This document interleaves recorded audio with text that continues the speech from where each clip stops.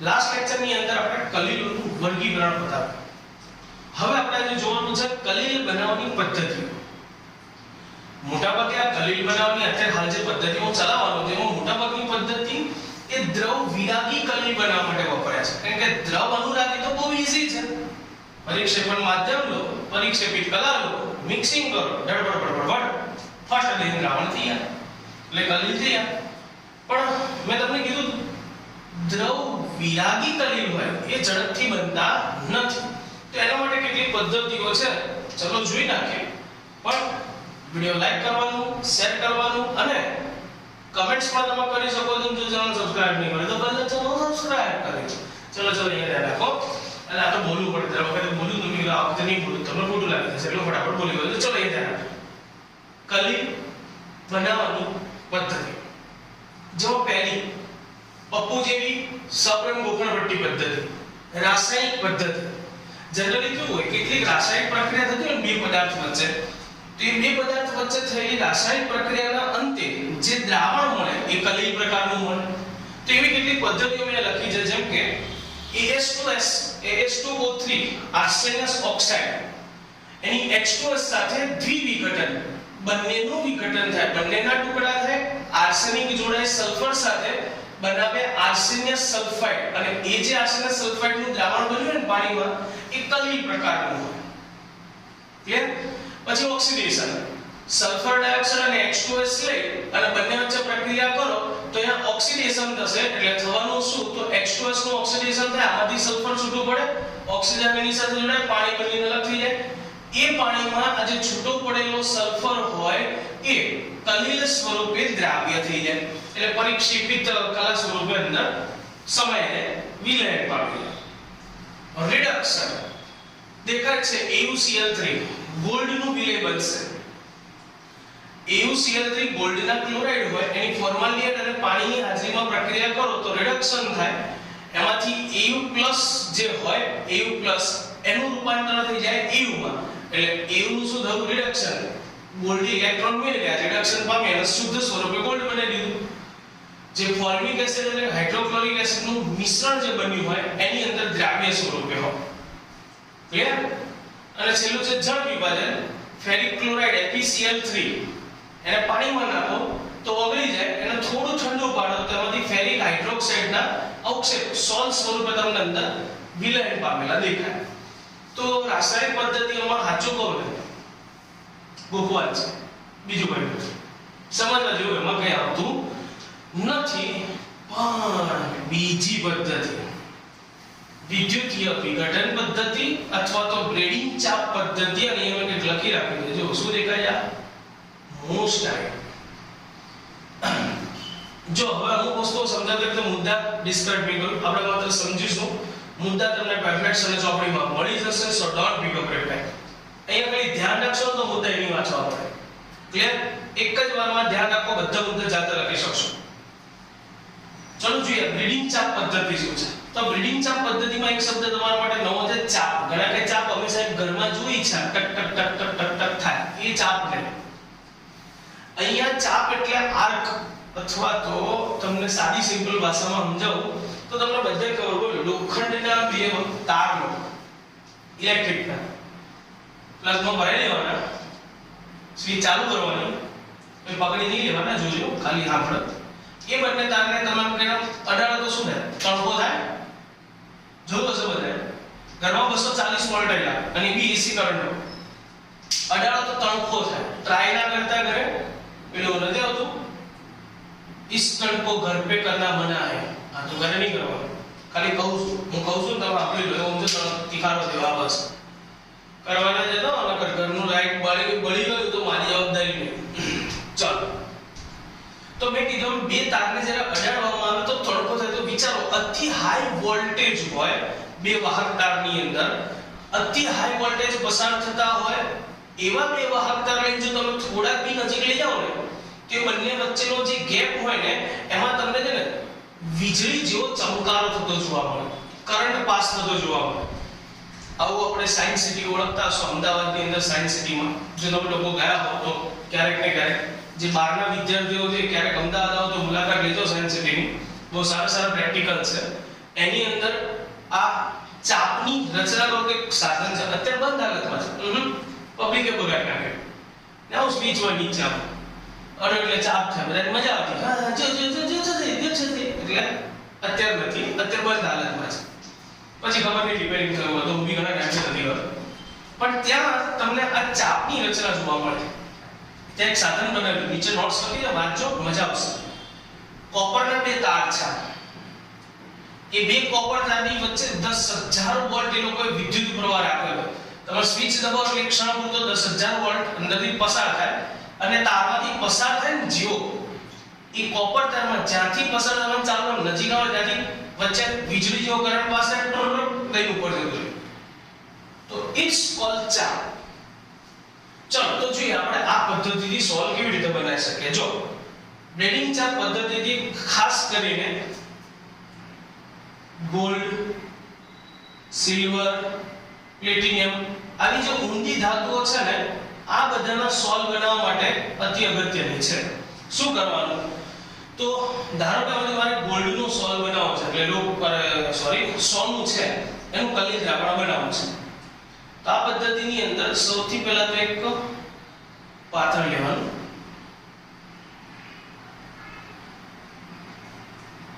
એની અંદર એક બીજું પાત્ર લઉં છું આ તો પહેલા ની વાત થઈ તારીખ पे तारीख पात्र में पात्र ના બે છે અને સ્ટેન્ડ ઉપર મૂકી દો નકર નીચે પડી જશે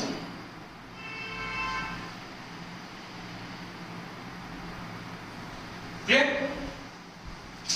આજે પહેલું અને બીજું પાત્રની વચ્ચેની આ જે જગ્યા દેખાય ને એની અંદર બરફના ટુકડા મૂકેલા હોય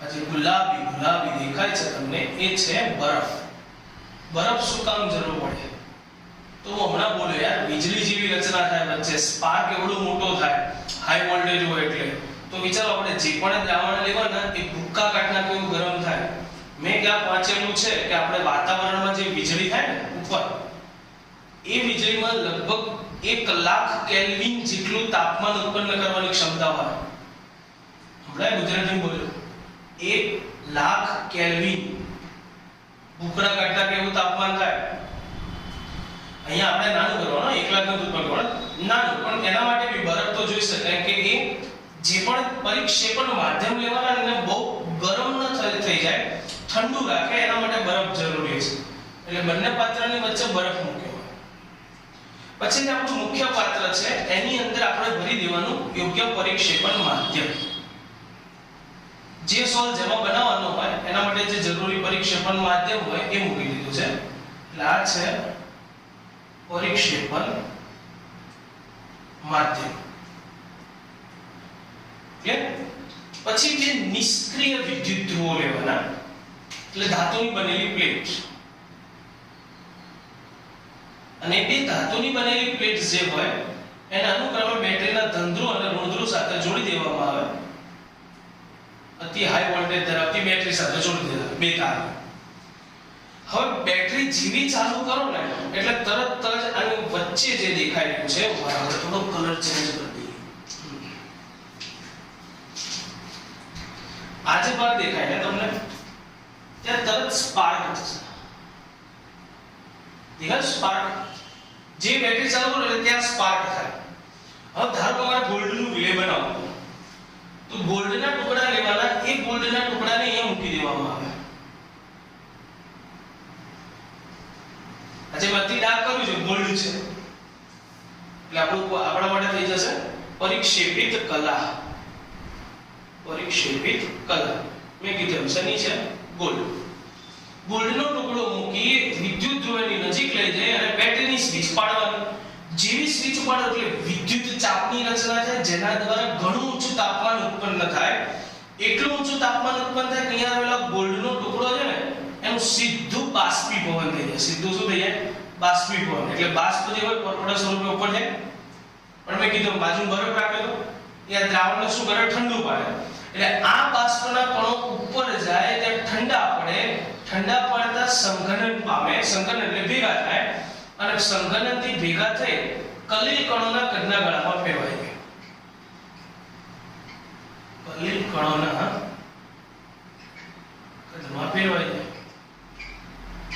સોલ્વ તૈયાર. તો તમે જુઓ અહીંયા બે ઘટનાનો ઉલ્લેખ થયો. એક તો વિલયન પણ કરવામાં આવે છે અને સાથે સંઘનન પણ થાય છે, ભેગા પણ થાય છે અને વિલય ઓગળે પણ છે. બંને પ્રક્રિયાનો ઉપયોગ કરી અને વિદ્યુત ચાપ અથવા બ્રેડિંગ ચાપ પદ્ધતિથી તમે કલીલ મેળવી શકો. બાકી લખાણના મુદ્દા બહુ ઈઝી છે. પદ્ધતિ શું છે તમને લોકોને ખબર પડી જવી જોઈએ. થોડું ઇંક વધારે હોવાના લીધે આ તમને જે રેલમ છે દેખાઈ રહી છે એ ઇંકની છે, પણ કોઈ વાંધો નહીં, તમારા મન ઉપર લેવું નહીં, થાય. પણ પદ્ધતિ સમજાય ને બધાને, બહુ મસ્ત પદ્ધતિ છે. વિદ્યુત ધ્રુવ વચ્ચે ઊંચું વોલ્ટેજ લાગુ કરી વિદ્યુત ચાપની રચના કરી ગોલ્ડ, સિલ્વર કે પ્લેટિનમ જેવી ધાતુનું એ ચાપની હાજરીમાં બાષ્પીભવન કરવામાં આવે, બાષ્પમાં રૂપાંતરણ થાય સીધી જ. એ બાષ્પ પ્રવાહી એટલે કે પરિક્ષેપણ માધ્યમમાં ઉપર જતા ઠંડી પડી કલીલ કણોના કદના ગાળામાં સંઘનન પામે. એટલે જે બાષ્પના પરમાણુ, બાષ્પ બને એટલે દરેક પરમાણુ અલગ અલગ, પણ એ પરમાણુ હજારોની સંખ્યામાં ભેગા થઈ જાય, બહુઆણવીય કલીલ બનાવી નાખે અને બહુઆણવીય કલીલની રચના કરનાર. Easy done. ચલો તો ત્રીજી પદ્ધતિ, ઇટ્સ ઓલસો મોસ્ટ ટાઈમ. હવે આ પદ્ધતિ ખાસ ધ્યાન રાખજો બેટા, કારણ કે તમારી ચોપડીમાં છે ને એટલું બધું ડિટેલિંગમાં સમજાવ નહીં, ખાલી વ્યાખ્યા લખી છે, બે મુદ્દી લખીને વાર્તા પૂરી કરી. વ્યાખ્યા બીજો આવી નથી, જો કે આપણે તો શૈલી કરતી હતી. અવક્ષેપને કલીલમાં રૂપાંતરણ કરવાની પ્રક્રિયા, એટલે આપણી પાસે કોઈ અવક્ષેપ હોય એમાંથી કલીલ બનાવવો છે, તો એમાં એટલે અવક્ષેપમાંથી કલીલ બનાવવાની પ્રક્રિયા કે જેમાં અવક્ષેપને અલ્પ પ્રમાણમાં વિદ્યુત વિભાજનની સાથે મિશ્ર કરી હલાવતા કલીલ મળે છે, તો તે ઘટનાને કહેવાય પેપ્ટીકરણ. નામ જઈ સાહેબ આપનું નામ જઈ. ચલો સમજાઈ દઈએ, આપણે સમજીએ ને આખી પદ્ધતિ. બહુ સરસ મજાની પદ્ધતિ છે, ધ્યાન રાખજો, ફટાફટ ખબર પડી જશે. વાત એવી છે, મારે એક સાદું સિમ્પલ ઉદાહરણ, ફેરિક હાઇડ્રોક્સાઇડ FeOH થ્રાઇસ, આનું સોલ્વ બનાવવું છે. તો આનું સોલ્વ બનાવવા ખાસ કરીને પેપ્ટીકરણ પદ્ધતિનો ઉપયોગ થાય છે. કઈ રીતે બનાવવામાં આવે? તો સૌથી પહેલા તો ફેરિક હાઇડ્રોક્સાઇડના તાજા અવક્ષેપ બનાવેલો. એ કઈ રીતે બને હું કહું છું. FeCl3 એને પાણીમાં નાખો, જળ વિભાજન પામે, હમણાં અતિ જ ડાયરેક્ટ જળ વિભાજન પામે, FeOH થ્રાઇસ નું સોલ્વ બની જાય. પણ આ જળ વિભાજન પદ્ધતિના લીધે બને. હું અહીંયા જળ વિભાજનની વાત નથી કરતો, અહીંયા શું વાત કરું, કારણ કે પાણીમાં નાખો ફેરિક હાઇડ્રોક્સાઇડ બને. હવે એ દ્રાવણને ઠંડુ પાડવાનું, ઠંડુ પડે તો ફેરિક હાઇડ્રોક્સાઇડ જે ઓગળેલો હોય ને એ પાત્રના તળિયે જમા થાય.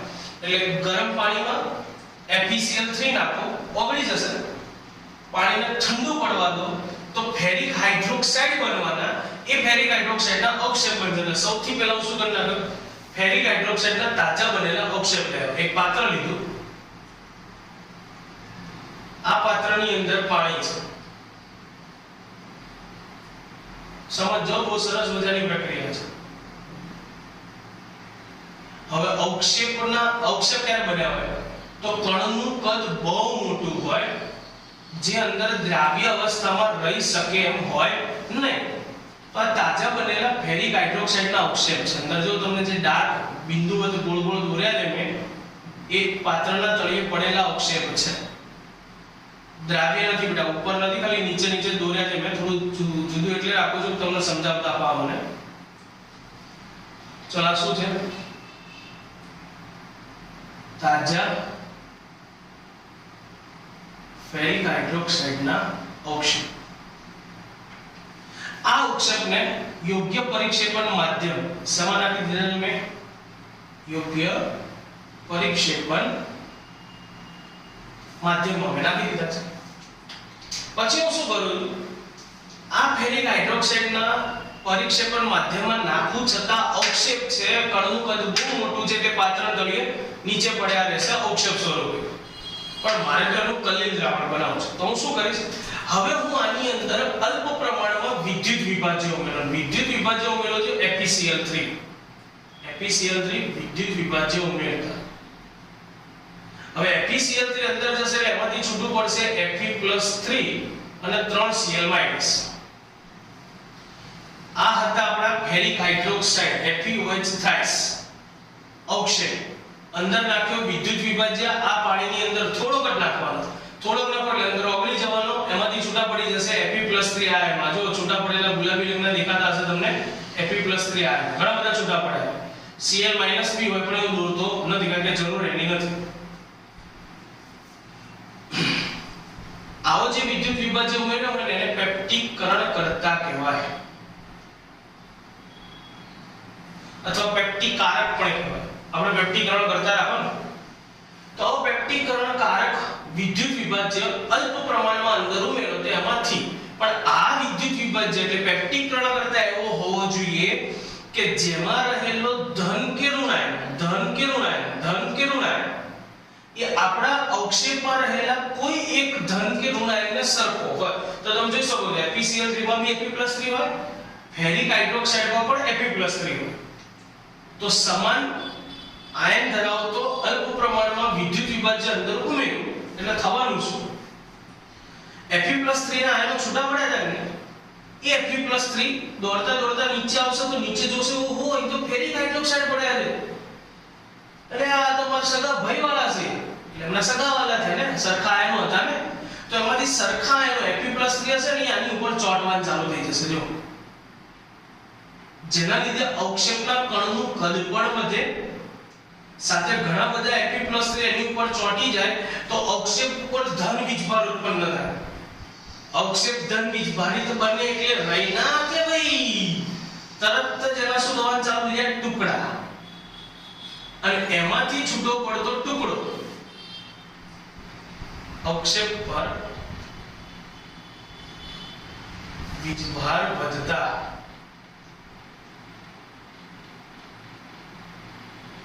કલી કણોના કદના ટુકડામાં રૂપાંતર. એટલે એના જે ટુકડા થાય એ ટુકડા કોના જેવડા હોય? કલીલ કણોના કદ જેવા. અને કલીલ કણોના કદના કારણે ટુકડો થાય એટલે એ ટુકડો દ્રાવણની અંદર ફરતો થઈ જાય. પડી ખબર? તો આખી જે બનાવવાની પદ્ધતિ છે આ બનાવવાની પદ્ધતિને કહેવાય પેપ્ટીકરણ. બોલો પડી કે ના પડી? એવો એકલો સ્પીકિંગ બહુ ઈઝી રીતે સમજાવ્યું. જે પણ અવક્ષેપના સોલ બનાવવો હોય એ અવક્ષેપના તાજા બનાવવાના, એ અવક્ષેપને પરિક્ષેપણ માધ્યમમાં નાખી દેવાના. પણ અવક્ષેપ હતા ઘણું બધું મોટું હોય, પાતળ તળે બેસી ગયા. અવક્ષેપમાં રહેલા ધન કે ઋણાયનને સમાન ધન કે ઋણાયન હોય, બેમાંથી કોઈ એક સમાન હોવો જોઈએ. તેવા સમાન ધન કે સમાન ઋણાયન ધરાવતા અલ્પ પ્રમાણમાં વિદ્યુત વિભાજનને પરિક્ષેપણ માધ્યમમાં ઉમેરતા સમાન ધન કે સમાન ઋણ વીજભાર અવક્ષેપની સપાટી પર અધિશોષિત થાય, અધિશોષણ થાય એની ઉપર જમા થાય, જેથી અવક્ષેપના કણ પર વીજભાર વધતા અસ્થાયી બને. અને અસ્થાયી બને તેના ટુકડા થઈ જાય. એ ટુકડા કોના કદના ગાળાના હોય? કલીલ કણોના કદના ગાળાના, જે દ્રાવણની અંદર શું થાય? બધી જગ્યાએ ફેલાય જાય અને શું બની જાય? કલીલ દ્રાવણ. ક્લિયર? તો ત્રણ પદ્ધતિ છે આ કલીલ બનાવવાની પદ્ધતિ છે. ચલો કલીલનું વર્ગીકરણ કરી નાખ્યું, કલીલ બનાવી નાખ્યું, પણ હવે મુદ્દાની વાત છે અને એ છે કલીલ દ્રાવણનું શુદ્ધિકરણ. બહુ મજાની રીતો છે, સમજવાની રીતો છે. પણ પહેલો જ પ્રશ્ન, કલીલ દ્રાવણનું શુદ્ધિકરણ શા માટે? તમને સાહેબ એવો તે શું શોખ થયો કે તમારે કલીલનું શુદ્ધિકરણ કરવું પડ્યું? તો આનો જવાબ આપો, સાંભળજો કે શા માટે કલીલનું શુદ્ધિકરણ કરવું પડે. એક નોર્મલ વસ્તુ કહું, કોઈ પણ પદ્ધતિથી તમે કલીલ બનાવ્યા તો એમાં વાપરેલ પરિક્ષેપિત કલા, પરિક્ષેપણ માધ્યમ એ જરૂરી તો નથી કે 100% શુદ્ધ હોય. એની અંદર અલ્પ પ્રમાણમાં અશુદ્ધિઓ પણ હશે, જે કલીલ બનતી વખતે કલીલ દ્રાવણમાં કાં તો દ્રાવ્ય અવસ્થામાં હશે, સંપૂર્ણ રીતે ઓગળી ગઈ હશે, અથવા તો દ્રાવણની અંદર કલીલની માફક કલીલની સાથે અવક્ષેપણ પામેલી પણ હોઈ શકે. અવક્ષેપ હોય તો વાંધો નથી, પણ જો ઓગળી ગઈ હોય, દ્રાવ્ય અશુદ્ધિ હોય તો એ તો અંદર ઓગળી જવાની, અથવા તો આયન સ્વરૂપની અશુદ્ધિ હોય એ પણ દ્રાવ્ય અવસ્થામાં જ હોય. પણ મારે તો કલીલ શુદ્ધ જોઈએ ને. વધુમાં આપણે પણ જાણીએ કે કલીલ દ્રાવણ હોય ને સ્થાયી ત્યારે હોય જ્યારે એમાં કલીલ કણો પરિક્ષેપણ માધ્યમમાં વિલયન પામેલા રહે. વિલયન પામેલા રહે એટલે ઓગળેલી અવસ્થામાં જો કોઈ કારણસર એની અંદર વિદ્યુત વિભાજ્ય પડી જાય, તો મેં આગળ હું સમજાવ્યું તમને કે થોડા પ્રમાણમાં વિદ્યુત વિભાજ્ય અંદર પડી જાય તે કલીલ કણો તરત જ શું થાય, સ્કંદન પામે, એટલે સ્વલસ્થાયી બની જાય.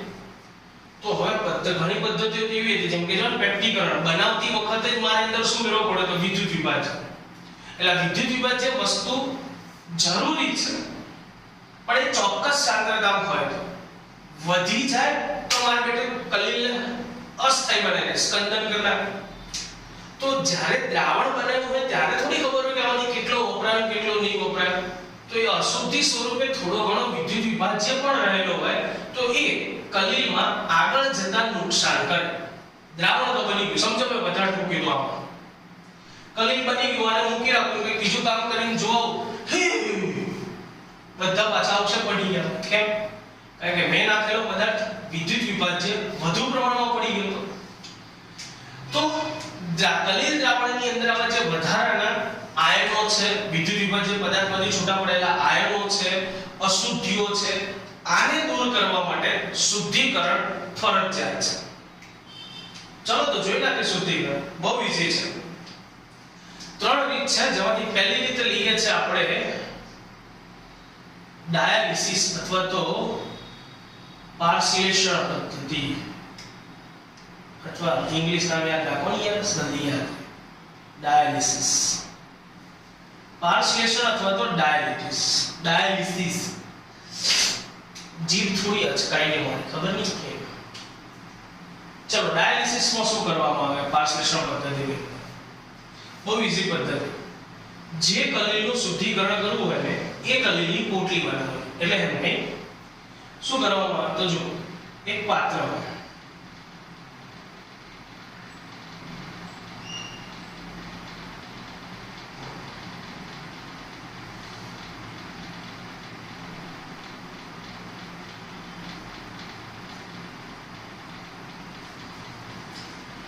આ પાત્રની અંદર અહીંયા ઉપર એક આપણે સળિયો મૂકી દઈએ અમને. એ સળિયામાં અહીંયા એક નાનું છિદ્ર પાડો.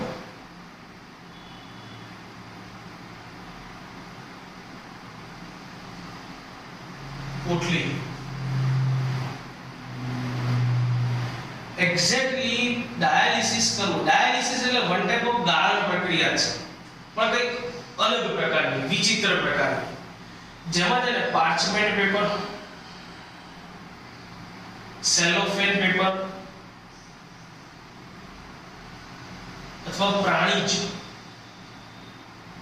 પડદો, એટલે આપણા કોષ દિવાલ જે આપણા અર્ધપારગમ્ય પડદો બની ગયા છે, બસ તો અર્ધપારગમ્ય પડદા જ છે.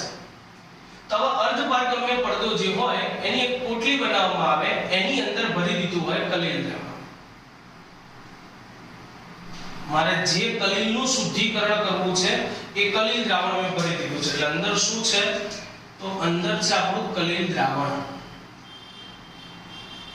કલીલ પણ ના, કલીલ શું છે? અશુદ્ધ કલીલ, કે જેમાં અશુદ્ધિ છે. હવે ધારો કે આની અંદર અશુદ્ધિ તરીકે કોઈ દ્રાવ્ય અશુદ્ધિ છે, એટલે ધારો કે હું ગોલ્ડનું બનાવતો તો પીલે, તો ગોલ્ડ તો જમીનમાંથી જ લાવ્યો, એ ગોલ્ડના ટુકડાને ઓગળતો તો એમાં રહેલી કોઈ એવી અશુદ્ધિઓ પણ હોય કે જે પાણીની અંદર ઓગળી જાય એવી હોય. તો અહીંયા વિલે બનાવતી વખતે ધારો કે દ્રાવણમાં ઓગળી ગઈ છે, તો એને મેં અહીંયા લીધી પાર્ચમેન્ટ પેપર, સેલોફેન અથવા પ્રાણીજ પડદાનું પોટલું બનાવી એની અંદર કલીલ ભરી અને પોટલાને ગાળ માં મૂકી દીધું. પછી આ પાત્રની અંદરથી એક બાજુથી શુદ્ધ પાણીનો પ્રવાહ વહેડાવવાનો. એટલે અહીંથી આપણે અંદર નાખવાનું છે પાણી, વોટર, ભૂ. અંદર તમે ફોર્સ સાથે પાણી નાખો તો આ પાણીનું વહેણ જે હશે એ પાણી જો સુધારી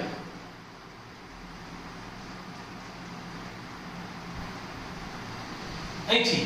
હવે પાણીનું વહેણ ચાલુ હોય એટલે પાણી જ્યારે આની અંદરથી સતત પસાર થતું હોય તો આ પડદો એવો હોય, પાર્ચમેન્ટ પેપર, સેલોફેન કે પ્રાણીજ પડદો, કે જે કલીલ કણોને પસાર થવા દે નહીં, પણ એમાં રહેલી અશુદ્ધિઓના બારીક કણો જે કંઈ પણ હશે એને સરળતાથી પોતાના પડદામાંથી પસાર થવા દે. એટલે કે આ અર્ધપારગમ્ય પડદામાંથી અશુદ્ધિ આરપાર પસાર થઈ શકે છે. તો અશુદ્ધિઓ હશે એ પાણીના પ્રવાહની બાજુ શું થશે, ખેંચાઈ જશે અને એ અશુદ્ધિયુક્ત પાણી એક બાજુથી બહાર નીકળી જાય અને દ્રાવણ જ્યારે તમે અમુક સમય દરમિયાન કરો એટલે આમાં રહેલી મોટા ભાગની દ્રાવ્ય અશુદ્ધિ, કોઈ ધન આયન કે ઋણ આયન જો અંદર હલવાયેલા હોય તે બધું જ આ પાણીના ફ્લોની સાથે શું થાય, બહાર નીકળી જાય અને પોટલીની અંદર શુદ્ધ કલેલ વધે. એ શુદ્ધ કલેલ કણોને વળી પાછું વિક્ષેપણ માધ્યમ લે અથવા તો પરિક્ષેપણ માધ્યમ લે અંદર દ્રાવ્ય કરે અને શુદ્ધ કલેલ મેળવી શકાય. તો આ છે પાર્શ્લેષણ અથવા તો ડાયાલિસિસ પદ્ધતિ. ડાયાલિસિસ કર્યું આપણે વધુમાં વધુ એટલે ઇન શોર્ટ વધુમાં વધુ ધો કરો તમે તો એની અંદરથી કલેલ કણો વધે, બાકીનો બધો જ કચરો અંદરથી ધોવાઈ જાય. લફડું ક્યારેક એવું બને કે સાલા આની અંદર રહેલા કેટલાક આયનોની અશુદ્ધિ એવી હોય જળ જેવી હોય ને, અમુક જળ જેવી નહીં હોતી, આયનોની વાત છે, આયન સ્પીસીસ. તો એ જે જળ જેવા આયનો હોય કે જે અંદરથી બહાર સરળતાથી નીકળી શકતા નથી, એના માટે ડાયાલિસિસનો જ બીજો પ્રકાર છે વિદ્યુત ડાયાલિસિસ. એટલે આપણે કહી શકીએ કલેલિયા સોલના શુદ્ધિકરણની બીજી પદ્ધતિ વિદ્યુત ડાયાલિસિસ.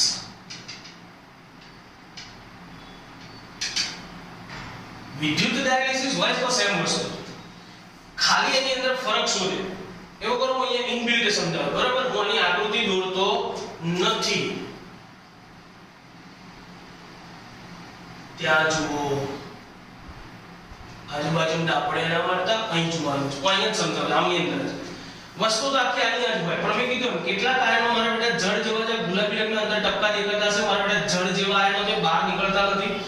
જનરલી તમે જો કોઈ એફીસીઆર ની બનાવતી વખતે તમે ઉપયોગ કરો વિદ્યુત વિભાજનનો તો મોસ્ટ ઓફ તો પાણીના ફ્લો સાથે નીકળી જાય, કારણ કે આયનો આની અંદરથી પસાર થઈ શકે, માત્ર કલીલ કણ પસાર થતા નથી. પણ હું એમ કહું છું કેટલાક આયન એવા છે કે જેમના કદ મોટા છે ને એ પણ પસાર થઈ શકતા નથી. એટલે કે પસાર થઈ શકે એમ છે, કણ બહાર નીકળી જાય અંદર, પણ કોઈ ખેંચીને ત્યાં સુધી ના નીકળે એવા જળ જેવા. ના હું અહીંયા માં ઊભું રહી જાય, ના હું તો ના જોઉં, ડોકાજી કાઢે હાય પણ હું જાઉં ને. તો એવા સમયે તમારે વિદ્યુત ડાયાલિસિસ કરવો પડે, જેની અંદર શું હોય, આખી વસ્તુ આ છે, ખાલી એડિશનલ વસ્તુ શું હોય કે આ જે પાણી છે એ પાણીની અંદર બે વિદ્યુત ધ્રુવોની પ્લેટ મૂકી દીધી હોય, એટલે બે લોખંડની પ્લેટો મૂકી દો ને યાર, શું વાંધો છે આપણને. એક પ્લેટને બેટરીના ધન સાથે એકને ઋણ ધ્રુવ સાથે જોડી પાણી પસાર કરવાની સાથે બેટરી પણ ચાલુ કરી દેવાની. જે બેટરી ચાલુ કરો એટલે શું થાય કે અંદર રહેલો કોઈ ધન આયન ધારો કે સરળતાથી બહાર નીકળતો નથી, તો શું થાય, જેવી તમે બેટરી ચાલુ કરશો એટલે આ ઋણ ધ્રુવ છે, સોરી કેથોડ છે, તો અંદર રહેલો કોઈ ઋણ આયન હોય જે બહાર નતો નીકળતો, પણ જેવી બેટરી ચાલુ કરો, સોરી ધન ધ્રુવ હોય કોઈ અંદરનો એ બહાર ના નીકળતો, પણ આવો ધન આયન જેવી બેટરી ચાલુ કરીશ એટલે કોની તરફ ખેંચાવાનો, ઋણ ધ્રુવ તરફ ખેંચાશે, એટલે એને બહાર આવવું જ પડે, જે પાણીના પ્રવાહની સાથે શું થાય, કચરાય નીકળી જાય. એવી રીતે કોઈ જળ જેવું ઋણ આયન હોય તો એ બી દોડીને ધન ધ્રુવ બાજુ જાય અને ખેંચાઈને શું થાય, બહાર નીકળી જાય. જનરલી આ વિદ્યુત ડાયાલિસિસ છે ને એ આપણો પેલા કિડનીઓ ખરાબ થઈ ગયો, કિડની હા જે કહેવાતું હોય શરીરમાં હોય ખરાબ થઈ જાય ને તો બ્લડ માટે વિદ્યુત ડાયાલિસિસ કરવામાં આવે છે. એટલે બ્લડની અંદરથી કચરો ખેંચી લેવા માટે આ જ પદ્ધતિનો ઉપયોગ થાય છે. ક્લિયર છે? ડન છે? બહુ ઈઝી છે શુદ્ધિકરણ. બે તો ઈઝી હતું, ત્રીજું છે ઈઝી પણ સમજજો હું કહું ને, અલ્ટ્રા ફિલ્ટ્રેશન. અલ્ટ્રા ફિલ્ટ્રેશન નામ પરથી જ ખબર પડી જાય, ફિલ્ટર કરવું એટલે ગાળવું, આ બી ગાળ્યું જ છે, પણ અલ્ટ્રા ફિલ્ટ્રેશન એટલે અહીંયા કંઈક અલગ રીતે ગાળતા હશે. હા એવું જ છે, એક્ઝેક્ટલી અલ્ટ્રા ફિલ્ટ્રેશન માટે ફિલ્ટરનો જ ઉપયોગ થાય. પણ ફિલ્ટર જો સામાન્ય ફિલ્ટર હોય તો તો સામાન્ય ફિલ્ટર હોય એમાંથી કલીલ પણ પસાર થઈ જાય, કલીલ પણ પસાર થઈ જાય. સો આપણે સામાન્ય ફિલ્ટર પેપરનો ઉપયોગ કરી શકીએ નહીં. એટલે અહીંયા શું કરવામાં આવે, સામાન્ય ફિલ્ટર પેપર જ લીધું હોય પણ એ સામાન્ય ફિલ્ટર પેપરને કોલોડિયન દ્રાવણમાં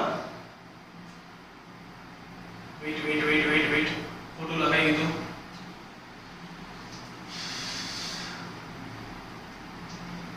કોલોડિયન દ્રાવણ એની અંદર સંસેચન દ્વારા કોલોડિયન દ્રાવણમાં સંસેચન કરી અને એમાંથી અલ્ટ્રા ફિલ્ટર બનાવવામાં આવે. હવે ખરેખર છે ને આજે મેં અલ્ટ્રા ફિલ્ટર કીધું ને, એ અલ્ટ્રા ફિલ્ટર માંથી કલીલ કણ જ પસાર ના થાય, કલીલ પસાર થઈ શકે નહીં, બાકી બધા થઈ જાય, બાકી બધા થઈ જાય. માધ્યમ કો અંદર બીજી કોઈ અશુદ્ધિ હોય કંઈ બી હોય બધું અલ્ટ્રા ફિલ્ટર માંથી નીકળી જાય. સામાન્ય ફિલ્ટર હતો એમાંથી તો કલીલ બી નીકળી જતો, એને પડતો તો એને ગાળવા જાવ તો બધું અહીંથી ના આવે, અહીંથી બહાર લોચો પડી જાય. એટલા માટે અલ્ટ્રા ફિલ્ટર બનાવવામાં આવે. એટલે હવે તમારા પાસે સળગતો પ્રશ્ન હશે, સાહેબ કઈ રીતે બને? તો સામાન્ય ફિલ્ટર પેપર જે હોય એને કોલોડિયન દ્રાવણ, સાહેબ આ નવું લાયા કોલોડિયન દ્રાવણ છે. શું આ કોલોડિયન દ્રાવણ? તો કોલોડિયન દ્રાવણ વિશે કહું છું, સાંભળજો. કોલોડિયન દ્રાવણ જે 4% નાઇટ્રોસેલ્યુલોઝ, નાઇટ્રોસેલ્યુલોઝ નું આલ્કોહોલ અને ઈથરમાં બનાવેલું દ્રાવણ. આજે 4% નાઇટ્રોસેલ્યુલોઝ નું આલ્કોહોલ અને ઈથરમાં દ્રાવણ બનાવી દો, એની અંદરથી સામાન્ય ફિલ્ટર પેપર પસાર કરી અને એને ફોર્માલ્ડિહાઇડના દ્રાવણ વડે, ફોર્માલ્ડિહાઇડના દ્રાવણ વડે સખત બનાવવામાં આવે અને પછી એને સૂકવી નાખવામાં આવે અને એ સૂકવી નાખ્યા બાદ એ બની જાય આપણું અલ્ટ્રા ફિલ્ટર. જો આને બીજી સરળ ભાષામાં કહું ને તો સંસેચન, તમારા માટે આ શબ્દ નવો સંસેચન કરવું એ શું છે તો હું આને સાદી સિમ્પલ ભાષામાં સમજાવું તો આવું બી સમજાવી શકાય. ધારો કે સમજો કલીલ કણ આવડો છે, ફિલ્ટર પેપરનું છિદ્ર આવડું મોટું છે, એટલે આમાંથી પસાર થઈ જ જવાનું આપણું કલીલ. આ છે આપણું ફિલ્ટર. તો કલીલ કણ ફિલ્ટર પેપરમાંથી બાયપાસ થતો રહે એટલે શું કરવાનું, એક ફિલ્ટર પેપર લેવાનું. આ ફિલ્ટર પેપર ઉપર કલીલ કણ જે હોય ને એને એક સરખી રીતે પાથરી દેવાનું. જોજો શું થાય, શું પાથર્યા, કલીલ કણ. કલીલ કણોની મસ્ત પથારી કરવાની, પછી એની ઉપર ફરીથી પાછું એક ફિલ્ટર પેપર મૂકવાનું.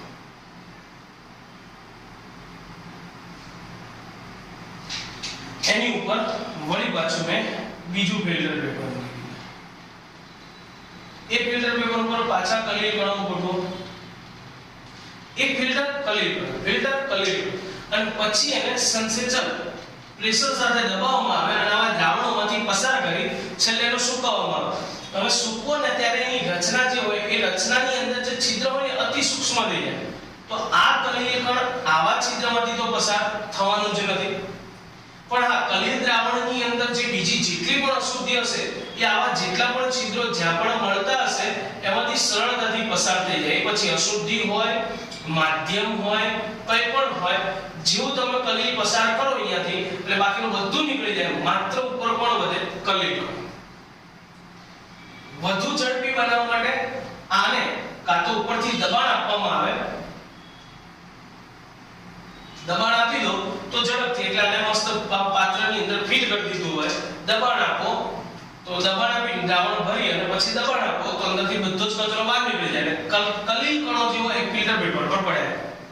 અથવા તો પેલું શું કહેવાય, ચૂસણ આવે ને એ લગાવી દેવાનું, એટલે સક્શન અહીંયા લગાવી દેવાનું, વેક્યુમ લગાવી દેવાનું કે જે ઝડપથી ઉપરથી બધાને નીચે ખેંચે એટલે કલીલ કણો ઉપર વધે, બાકીનો બધો કચરો નીકળી જાય. માધ્યમ પણ નીકળી જાય. હજી બી કહું, માધ્યમ, અશુદ્ધિ જેટલું પણ હોય બધું અંદરથી ગળાઈને બહાર. માત્ર અહીંયા કોણ વધે? કલીલ કણો. ફિલ્ટર પેપર પર રહેતા શુદ્ધ કલીલ કણો, શુદ્ધ કલીલ કણો અલગ કરી ફરી પાછા પરિક્ષેપણ માધ્યમમાં ઉમેરી દો એટલે તમે અતિ શુદ્ધ કલીલ મેળવી શકો. તો આ છે અલ્ટ્રા ફિલ્ટ્રેશન પદ્ધતિ. અલ્ટ્રા ફિલ્ટ્રેશન એટલે ગાળણ, બીજું કાંઈ છે નહીં. તો કલીલને શુદ્ધ કરવા માટેની ત્રણ પદ્ધતિ કીધી. પારશ્લેષણ એટલે કે ડાયાલિસિસ, જળ જેવા આયનો મળી જાય, સરળતાથી પાણીના વહેણ સાથે દૂર નથી થતા, તેના માટે કરવાનું વિદ્યુત ડાયાલિસિસ, જે અંદર રહેલા કેટલાક ધન અને ઋણ આયનોની અશુદ્ધિ, વિદ્યુત વિભાજનની અશુદ્ધિ કે જે સામાન્ય રીતે નીકળી શકતી નથી, એને વિદ્યુત ધ્રુવોની હાજરીમાં પડદામાંથી ખેંચીને બહાર કાઢી પાણીના વહેણ સાથે બહાર કાઢી નાખવામાં આવે તો શુદ્ધ કલીલ મેળવી શકાય. ત્રીજી પદ્ધતિ અલ્ટ્રા ફિલ્ટ્રેશન. તો આ છે કલીલની બનાવટ, આ છે કલીલનું શુદ્ધિકરણ. હવે આપણે જોઈશું કલીલના ગુણધર્મો. પણ એ આપણે જોવાના છે ટુ બી કન્ટિન્યુ નેક્સ્ટ ટાઈમ. સો આજે સુધી રાખો. ઓકે, ચલો બાય.